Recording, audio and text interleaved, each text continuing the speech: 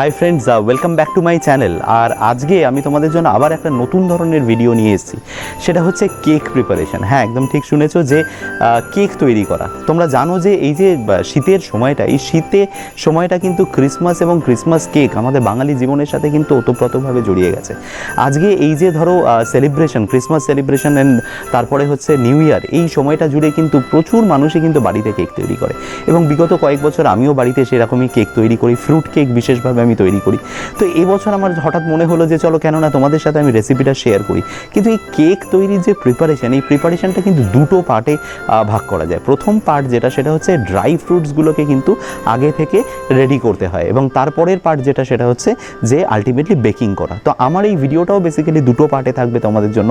First পার্টে তোমরা দেখবে ড্রাই ফ্রুটস কীভাবে আমি রেডি করি, এবং সেকেন্ড পার্টের ভিডিও কিছুদিন বাদেই আপলোড হবে, সেটা হচ্ছে আমি কীভাবে কেক বেক করি। এই ভিডিওটা শুরু করার আগে তোমাদেরকে একটা ইনফরমেশান দিয়ে রাখি, সেটা হচ্ছে যে কলকাতায় যে কেক বেকিংয়ের যে সরঞ্জামগুলো, সেই সরঞ্জামগুলো যদি তোমাদের কিনতে হয় একসাথে সব জিনিস, তোমরা কলকাতার এন্টালি মার্কেটে কিন্তু পেয়ে যাবে।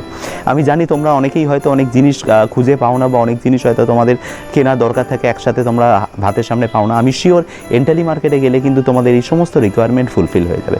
তো চলো আজকে শুরু করবো আমার এই ভিডিও। দেখে নেব আমি কীভাবে ক্রিসমাস ফ্রুট কেকের রেসিপির জন্য আমি ড্রাই ফ্রুটসগুলোকে রেডি করি।